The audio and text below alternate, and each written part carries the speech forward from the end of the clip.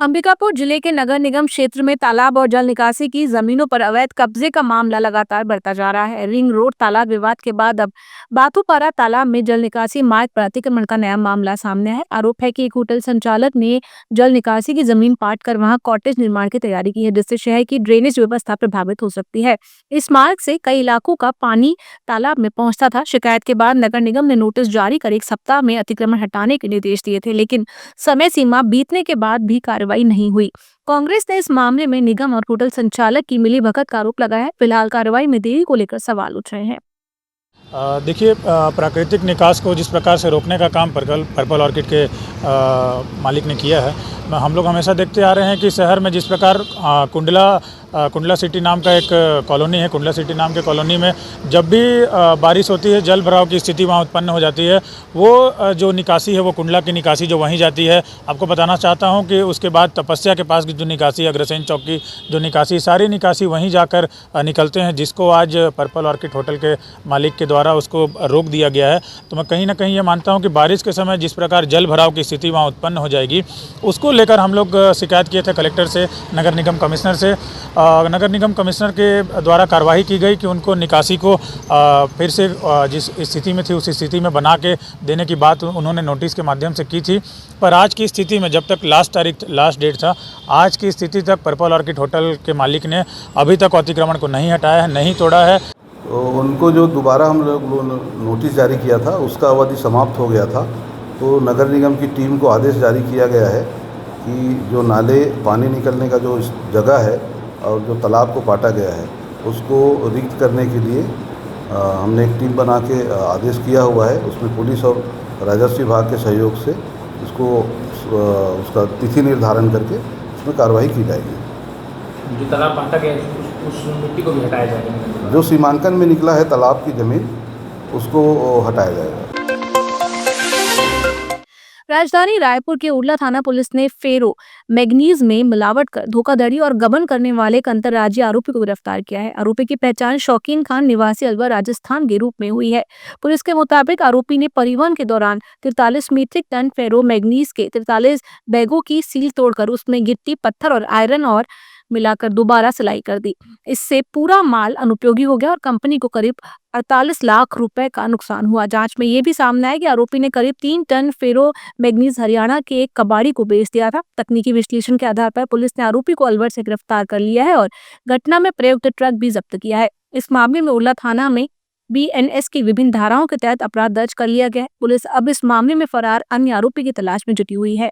माल की सप्लाई जो रायपुर से भिवांडी के लिए जा रही थी, तो अपने गंतव्य स्थान पे न पहुंच के वो कहीं और उसमें माल में घालमेल उनके द्वारा किया गया है, जिसमें उक्त प्रकरण में जो ट्रक ड्राइवर को राजस्थान से गिरफ्तार किया गया है और जो ट्रक है उसकी भी जब्ती की गई है और उस पर वैधानिक कार्रवाई की जा रही है। महानदी जल विवाद पर 2 मई को संभावित फैसले को लेकर विधायक पुरेंद्र मिश्रा ने कहा कि ये लंबे समय से चला आ रहा मुद्दा है। महानदी, जिसे पहले चित्रोपला कहा जाता था, छत्तीसगढ़ और उड़ीसा दोनों राज्यों की जीवनदायिनी नदी है। उन्होंने भरोसा जताया कि दोनों राज्यों में भाजपा की सरकार होने के कारण आपसी संवाद से इस विवाद का समाधान निकाल लिया जाएगा और जल्द ही इस पर बड़ी बैठक होगी। ये श्रृंग ऋषि के कमंडल से गिरा हुआ जल में ही महानदी बना और उड़ीसा छत्तीसगढ़ का ये जीवनदायिनी है। इसका 1982 मई में अर्जुन सिंह जब तत्कालीन मुख्यमंत्री थे मध्य प्रदेश के, तब से एक बैठक हुआ था। उड़ीसा के अधिकारी, मध्य प्रदेश के अधिकारी गए थे और तय हुआ था।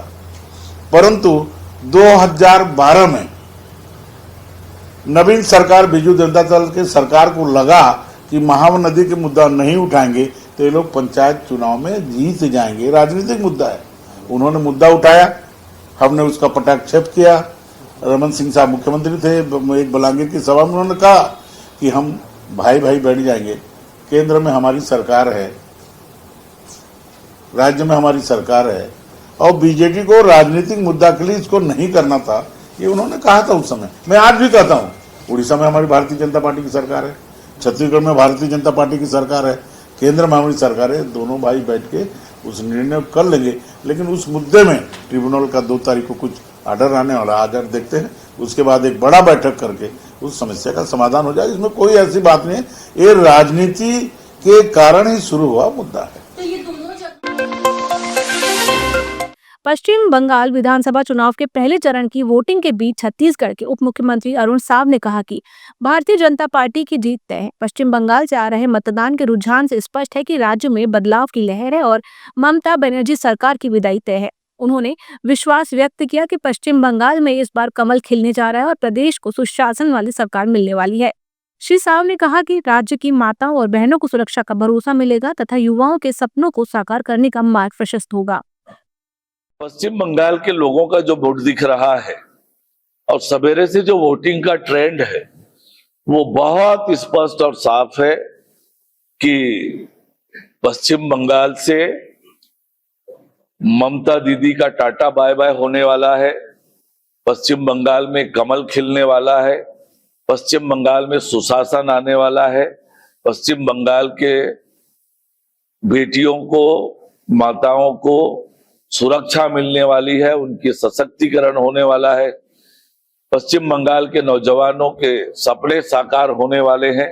ये स्पष्ट रूप से आज के मतदान से दिख रहा है। पश्चिम बंगाल में कमल खिलने वाला है, दीदी का राज जाने वाला है।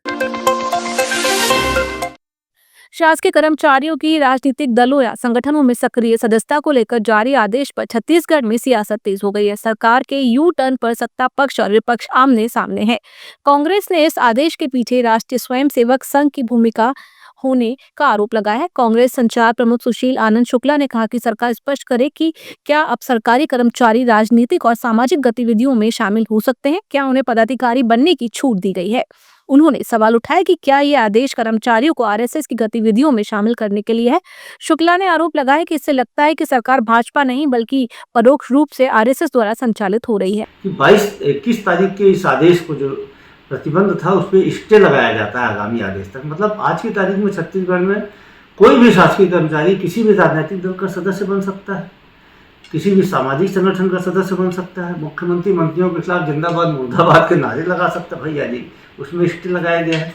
तो ये भारतीय जनता पार्टी की सरकार है, ये कुछ भी कर सकती है। और हमें तो ऐसा लगता है कि आरएसएस के नाराज होने के बाद यह आदेश निकाला गया है कि अपने ही नियमों की धज्जियां उड़ाई गई। इस आदेश में जो एक सर्विस रूल है उसकी धज्जियां उड़ाई गई है, क्योंकि प्रतिबंध लगाएंगे तो आरएसएस की गतिविधियों में भी लोग नहीं जा पाएंगे। वहीं कांग्रेस के आरोपों पर जवाब देते हुए उप मुख्यमंत्री अरुण साव ने कहा कि शासकीय कर्मचारी नियमों से बंधे होते हैं और उन्हें प्रावधानों के अनुरूप ही आचरण करना होता है। उन्होंने ये भी स्पष्ट किया कि आरएसएस कोई राजनीतिक दल नहीं है और कांग्रेस को इस बात को समझना चाहिए। देखिए, कर्मचारियों के लिए general condition of service rules है। कर्मचारी उस नियम से शासित होते हैं और उनके लिए जो भी प्रावधान है उस प्रावधान के अनुरूप ही कर्मचारियों को अपना आचरण व्यवहार करना पड़ता है। पहली बात तो ये है, आरएसएस कोई राजनीतिक दल नहीं है। कांग्रेस के लोगों को ये समझ में आना चाहिए। दूसरी बात यह है, कर्मचारियों के लिए मैंने बताया आपको, general condition of service rules applicable है कर्मचारियों के लिए और कोई भी नियम उसी के अनुरूप लागू होगा, उन्हीं के अनुरूप उन्हें आचरण व्यवहार करना पड़ता है।